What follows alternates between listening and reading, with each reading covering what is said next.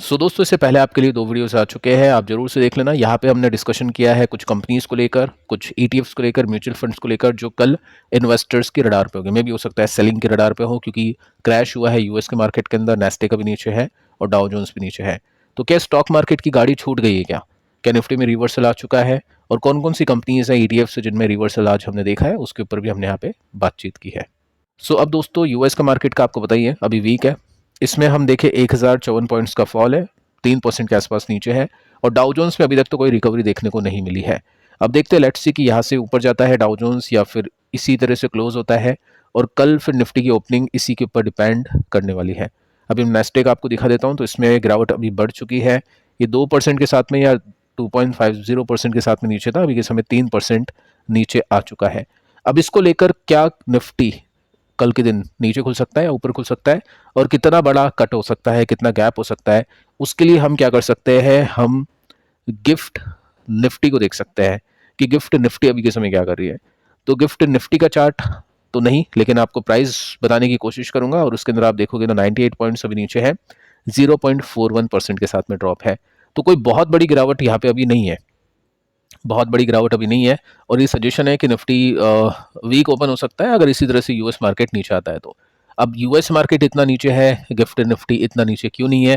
क्योंकि वहाँ पे अपनी खुद की प्रॉब्लम चल रही है, Trump versus rate cut, Pavel, ये सब चीज़ें हो रही हैं। साथ में जो यूएस है उसके ऊपर ज़्यादा इम्पैक्ट होगा चाइना की तरफ से। तो ये सब चीज़ें आप नोट कर सकते हैं। इस वजह से जो निफ्टी है और जो गिफ्ट निफ्टी है, इतनी कुछ खास नीचे नहीं है। तो इतना कुछ खास पैनिक यहाँ पे नहीं करें इन्वेस्टर्स, ऐसा दिखाई देता है। बट हाँ, आईटी कंपनीज में थोड़ा सा देखना पड़ेगा, क्योंकि नेस्टे का भी काफ़ी नीचे है और उसकी वजह से आईटी कंपनीज प्रेशर फील कर सकती है। अब दोस्तों, बात करते हैं कुछ इंटरेस्टिंग टॉपिक्स के ऊपर, कुछ इंटरेस्टिंग न्यूज़ के ऊपर, और आपके भी कुछ क्वेश्चंस आ चुके हैं। गोल्ड, एफडीज, टाटा एलेक्सी एकदम से क्यों चल गया, सब कुछ एक बार हम डिटेल में देखते हैं। देखिए, सबसे पहले हम बात करेंगे गोल्ड के ऊपर। अब देखो, यहाँ पे हमने देखा कि निफ्टी रिवर्स हो चुका है, और निफ्टी का रिवर्सल मतलब आपको ये पता चलेगा कि हो सकता है हमको एक स्विंग देखने को मिल जाए। और काफ़ी सारी कंपनीज है, फाइनेंस कंपनीज, जो निफ्टी बैंक है वो तो ऑल टाइम हाई पर है। तो पहले बैंक अगर ऑल टाइम हाई पे गया है, तो क्या निफ्टी भी ऑल टाइम हाई पे पहुंच जाएगी? अब उसमें हमको ये देखना पड़ेगा कि क्या जो प्रॉब्लम चल रही थी टैरिफ की, वो सॉल्व हो चुकी है क्या? तो प्रॉब्लम सॉल्व नहीं हुई है, प्रॉब्लम टेम्पररी बेसिस पे पोस्टपोन्ड हुई है। तो यहाँ पे अनसर्टेनिटी है, यहाँ पे मार्केट गिरेगा भी, चलेगा भी। एट द एंड क्या होगा, वो दोस्तों पता करना काफ़ी डिफिकल्ट होगा, क्योंकि नंबर्स भी आ रहे हैं। अगर नंबर्स बाकी कंपनीज के खराब आते हैं, तो ओनली बैंक ऊपर नहीं लेके जा सकता है। और आईटी कंपनी एक दिन में चल रही है, उसके बाद में आईटी कंपनीज क्रैश होती है, तो भी निफ्टी ऊपर नहीं जा सकता है। तो एक तो ये पॉइंट है जो हमको निफ्टी में देखना पड़ेगा। सेकंड दोस्तों, एक और पॉइंट है जो है गोल्ड। गोल्ड और निफ्टी दोनों कॉन्ट्रा होते हैं, कि मार्केट अगर खराब परफॉर्म करता है तो गोल्ड अच्छा परफॉर्म करता है, और मार्केट अगर अच्छा परफॉर्म करता है तो गोल्ड खराब परफॉर्म करता है। अब ऐसा इसलिए होता है क्योंकि गोल्ड के अंदर ऐसी कोई प्रॉब्लम नहीं है, टैरिफ वगैरह ऐसे कोई इश्यूज नहीं है, और निफ्टी में ये इश्यूज हैं। तो जब भी मार्केट खराब करता है, तो मार्केट से पैसे निकाल के लोग गोल्ड को खरीदते हैं, क्योंकि मार्केट के अंदर अनसर्टेनिटीज होगी। बिजनेस अगर इनकम नहीं कमा पाएंगे, तो निफ्टी और मार्केट कैसे चलेंगे?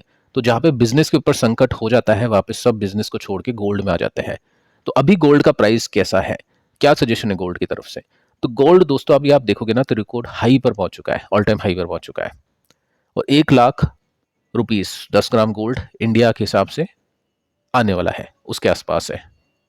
तो इसका दोस्तों सजेशन ये है कि निफ्टी अभी ऊपर तो जा रहा है, बट ऐसा नहीं है कि मार्केट के अंदर जो प्रॉब्लम है वो खत्म हो चुकी है। क्योंकि जब तक गोल्ड के अंदर बाइंग चलेगी, तब तक आप बोल सकते हैं कि मार्केट को ऐसा लग रहा है, इन्वेस्टर्स को ऐसा लग रहा है कि गोल्ड के अंदर ही दम है, अभी मार्केट के अंदर दम नहीं है। मार्केट के अंदर जब अनसर्टेनिटी नहीं होगी, तो गोल्ड आपको नीचे आता हुआ दिखेगा और निफ्टी आपको ऊपर जाता हुआ दिखेगा। तो इसका मतलब क्लियर कट अभी डायरेक्शन निफ्टी का बना नहीं है, अनसर्टेनिटी मार्केट के अंदर है। अब देखो, जिसमें मैं आपको बताना चाहूँगा यहाँ पे पिछले 1 साल में कैसा कुछ परफॉर्मेंस हुआ है। ये गोल्ड फंड है, म्यूचुअल फंड है, इसको गोल्ड के प्राइस भी आप मान सकते हैं, क्योंकि उस हिसाब से परफॉर्म करते हैं। काफ़ी क्वेश्चन आ चुके हैं कि गोल्ड अभी किस तरह से कर सकता है। पिछली बार जब हमने बातचीत की थी 98,000 96 के आसपास था, और मैंने आपको कहा था कि 1 लाख आ सकता है। दोनों पॉइंट बने थे वहाँ पे कि क्रैश होगा या ऊपर जाएगा, तो ऊपर की एक्सपेक्टेशन थी, और उस तरह से अभी ये बढ़ भी रहा है। अब उसके पीछे के रीजंस आपको बताइए। टैरिफ पर अभी कोई भी सर्टेनिटी नहीं है, कुछ भी अभी फाइनल नहीं हुआ है, बल्कि पॉवेल ने तो बोल दिया है कि 1 साल तो अपने को देखने में लगेगा कि टैरिफ से कितना डैमेज होता है। ठीक है, तो यहाँ पे आप नोट करोगे ना, तो निफ्टी अंडर परफॉर्म करा है, गोल्ड आउट परफॉर्म करा है। तो यही होता है, इसको हेजिंग बोलते हैं कि अगर मार्केट में पैसे लगाए हैं तो मार्केट अगर टूटता है तो कुछ होना चाहिए जो ऊपर जाए ताकि वो लॉस कम हो। ठीक है, तो गोल्ड ने अच्छा काफ़ी परफॉर्म यहाँ पे किया है। अगर मैं आपको लॉन्ग टर्म का डेटा दिखाऊं तो लॉन्ग टर्म में अगर मैं 5 साल की बात करूं तो चलो ठीक है, फिर भी चलो इतना कुछ खास नहीं है, लेकिन हाँ हम देखें 10 साल 15 साल तो हमेशा आउट परफॉर्म किया है स्टॉक मार्केट ने। तो कंपाउंडिंग के लिए स्टॉक मार्केट होता है, गोल्ड होता है सेफ्टी के लिए, हेजिंग के लिए, तो उसी को यूज़ करते हैं। जैसे आप देखोगे तो यहाँ पे डेटा है 2020 के समथिंग का, और इसमें गोल्ड यहाँ पे चल गया था, उसके बाद में अंडर परफॉर्म किया तो मार्केट ने अच्छा किया, उसके बाद में गोल्ड अच्छा कर रहा है तो मार्केट अच्छा कर रहा है। मतलब मार्केट गोल्ड यहाँ पे एक दोनों साथ में अच्छा परफॉर्म कर रहे थे, ये बहुत कम ऐसा होता है, लेकिन वापस से अब देखो कि गोल्ड अच्छा कर रहा है, मार्केट वीक कर रहा है। तो कंपाउंडिंग के लिए मार्केट और वैसे सेफ्टी के लिए गोल्ड। अगर मार्केट की बात करें तो ये तो निफ्टी है, अगर इसको भी बीट करना है, कुछ अच्छी कंपनीज के स्टॉक्स हैं या कुछ अच्छे म्यूचुअल फंड ETF है जो निफ्टी को बीट करते हैं, तो इमेजिन कर सकते हैं गोल्ड से कितना ज़्यादा यहाँ पे इन्वेस्टर्स को मिलता है। ठीक है, तो ये सब क्लियर आपको हो गया होगा। बाकी अभी गोल्ड क्यों चल गया उसके पीछे का रीज़न है ट्रंप, अगेन ट्रंप, और इसके पीछे का रीज़न है कि US और चाइना के अंदर जो ट्रेड वॉर है वो बढ़ती जा रही है। पोवेल की पोजीशन के ऊपर बात आ चुकी है, सेंट्रल बैंक डॉलर अगर कमज़ोर होगा तो गोल्ड के प्राइसेस बढ़ते हैं, तो ये रीज़न है गोल्ड के प्राइसेस के बढ़ने का। शॉर्ट टर्म में हम बोल सकते हैं कि अभी जो मार्केट में इन्वेस्टर्स हैं, बड़े इन्वेस्टर्स कहाँ पे फोकस कर रहे हैं, एक्विटी में कर रहे हैं, तो डोमेस्टिक एक्विटी जिसको बैंक बोल सकते हैं, और दूसरी एसेट क्लास यानी कमोडिटीज़ में कर रहे हैं, तो कमोडिटीज़ में हम गोल्ड बोल सकते हैं। ठीक है, तो बैंक्स गोल्ड अभी ये इन्वेस्टर्स के रडार में है। सेकंड जो आपका डाउट होगा वो टाटा एलेक्सी के ऊपर होगा कि कैसे चल गया, कल तो नंबर्स हमने देखे थे, इतने कुछ खास अच्छे नहीं थे, 9% के आसपास तेजी कैसे आ गए दोस्तों, इसके पीछे का रीजन है कॉन कॉल और जो अपडेट्स आई थी। ओपनिंग आप देखोगे ना तो ओपनिंग इतनी कुछ खास अच्छी नहीं थी, एकदम से अच्छी बाइंग आती है, यहाँ पे टिकता है, सस्टेन करता है। अब कल देखते हैं प्रॉफिट बुकिंग आती है या नहीं, क्योंकि नेस्टेक तो बता रहा है चिंता, तो कल देखते हैं। अब मैं आपको बताना चाहूँगा कि क्यों आज के दिन जो टाटा एलेक्सी है वो 10% के आसपास ऊपर गया। देखो दोस्तों कुछ रीजंस है। सबसे पहला रीज़न है डिविडेंड, 75 रुपीज़ का डिविडेंड यहाँ पे अनाउंस किया है, तो वो थोड़ा सा पॉजिटिविटी को ऐड कर चुका है। वैसे डिविडेंड जब भी मिलता है, रिकॉर्ड डेट होती है, तो जितने का डिविडेंड आपको मिलता है उतने का स्टॉक प्राइस वैसे ही गिर जाता है, मतलब बेच देते हैं। ठीक है, तो वो काफ़ी लोगों को नहीं पता होगा, तो बताना चाहूँगा। सेकंड आप देखोगे ना तो यहाँ पे ये मुझे लग रहा है कि ये रीज़न है सबसे ठोस, क्योंकि 100 मिलियन की डील हो चुकी है, डॉलर की डील। अब इसकी वजह से क्या होगा आगे चल के, फ्यूचर ग्रोथ आउटलुक अच्छा है। Q4 के लिए अच्छी कमेंट्री मैनेजमेंट ने कर दी है, Q2 के लिए सॉरी अच्छी कमेंट्री यहाँ पे, 1 के लिए 2 के लिए अच्छी कमेंट्री यहाँ पे कर दी है मैनेजमेंट ने।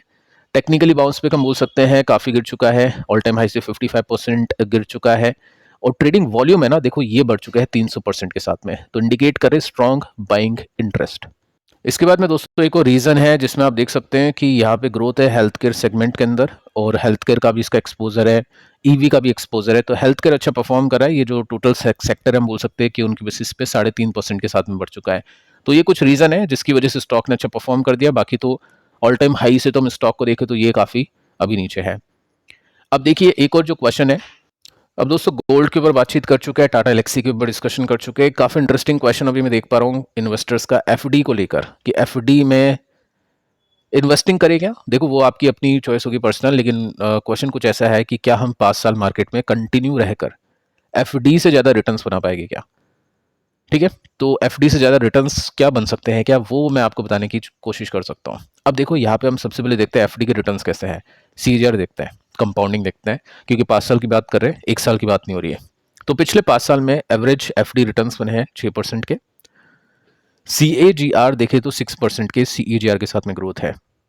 इन्फ्लेशन की भी इतनी है, तो इन्फ्लेशन के हिसाब से आपको चलना है, उसको बीट नहीं करना है, तो FD is a good option. 10 years में देखें तो 6.5% के सीएजीआर है। ठीक है, अब ये 6.5% के सीएजीआर है, आपने देखा 5 साल में 6, 10 साल में 6.5, कैसे, क्योंकि दोस्तों यहाँ पे रेट कट, रेट हाइक, ये सब रोल प्ले करती है, आगे चल के मैं आपको समझाता हूँ। अब इसी टाइम फ्रेम में निफ्टी को देख लेते हैं कि 5 साल में निफ्टी ने 19% के सीएजीआर निकाले हैं, और यहाँ पे हम 10 ईयर्स का देखें तो 10% के सीएजीआर है। तो दोनों में कौन आगे है, निफ्टी आगे है, मार्केट आगे है। अब ये तो निफ्टी वर्सेस एफडी हो गया। अब एफडी का इम्पैक्ट अगर आप देखोगे तो आप देख सकते हैं यहाँ पे ये आरबीआई रेपो रेट से लिंक करती है, रेट बढ़ती है या कट होती है तो क्या होता है, ये भी अपनी एफडी की जो दर है उसको कट करते हैं। जैसे बजाज फाइनेंस ने, एचडीएफसी बैंक ने अभी कट किया, आपने न्यूज़ पढ़ी होगी तो आपको पता चलेगा। तो नई एफडीज अगर आप करवाते हो और उस समय रेट कट है तो आपको रिटर्न्स कम बनेंगे।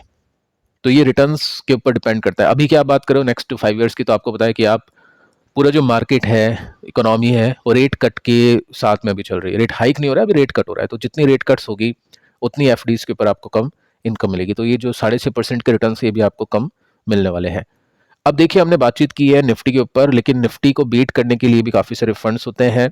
अलग अलग फंड्स हैं जिसमें रिस्क काफ़ी कम होता है, वो फ्लेक्सी कैप होते हैं, रिटर्न्स भी अच्छे निकलते हैं, क्योंकि उसमें क्या होता है, लार्ज कैप भी होता है, मिड कैप भी होता है, स्मॉल कैप भी होता है, माइक्रो कैप भी होता है, कैश भी होता है, गोल्ड भी होता है, यूएस इक्विटीज़ भी होती है, कंप्लीट एक पोर्टफोलियो होता है। तो इसमें हम क्या कर सकते हैं, 5 ईयर्स के 10 ईयर्स के देख सकते हैं। तो निफ्टी में हमने देखा 1910, तो इसमें आप देखोगे तो ये 32% के सी ए जा रहे 5 साल के, यहाँ पे 26% के हैं। कॉन्ट की बात करो, पराग की देखते हैं 25-21% के सी ए जा रहे, जेएम फ्लेक्सी के देखे 25-23% के, 25-20 के आईसीआईसी प्रू के, एचडीएफसी के देखे 23-20% के। तो ये 20-20% के दिख रहे हैं, बहुत मतलब अट्रैक्टिव लगते हैं, कितने पैसे बन जाएगी क्या। तो दोस्तों ये जो रिटर्न्स बने ना, अभी जो तेजी आई है आफ्टर कोविड, उसकी वजह से बने हैं।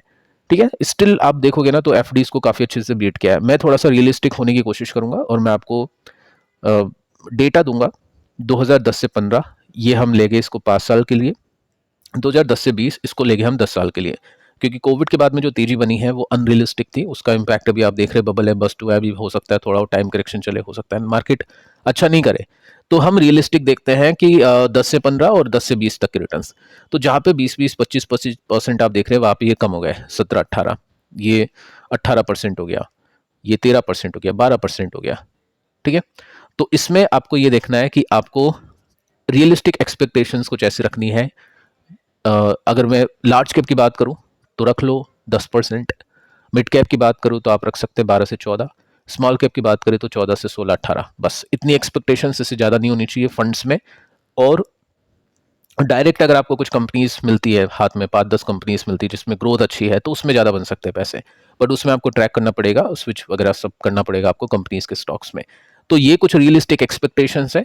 इसमें भी हम देखें ना तो निफ्टी को बीट किया है, साथ में एफडीज को तो बहुत अच्छा बीट किया है। तो डिपेंड करता है आपके स्टॉक सिलेक्शन के ऊपर कि कैसी कंपनीज के स्टॉक्स आप लेते हैं। नहीं है स्टॉक सिलेक्शन का कन्विक्शन, तो एफडीज तो नहीं है मेरे हिसाब से सही। गोल्ड का आपने देख लिया, वो हेजिंग के लिए होता है, सेफ्टी के लिए होता है। एक्विटीज ही है जो भी है, रिटर्न्स बनेंगे वहीं पे बनेंगे। तो एक्विटीज में ऑप्शंस होते हैं, ईटीएफ होता है, म्यूचुअल फंड होता है, डायरेक्ट स्टॉक्स होते हैं। ये डेफिनेटली एफडी को बीट करेंगे नेक्स्ट 5 ईयर्स में। डिपेंड करता है कि आप कितना बीट करते हो। एफडी 6% है तो आप 10% कमाते हो, 15% के सीएजीआर कमाते हो, या 20% कमाते हो, वो आपकी स्किल्स के ऊपर डिपेंड करेगा। स्टॉक सिलेक्शन और लक ये रोल प्ले करते हैं काफ़ी ज़्यादा। ठीक है, तो पिछले दोनों वीडियोस आप देख लेना। आज के लिए इतना ही, मिलते हैं कल किसी और वीडियो में किसी और इन्फॉर्मेशन के साथ। तब तक के लिए शुभ रात्रि।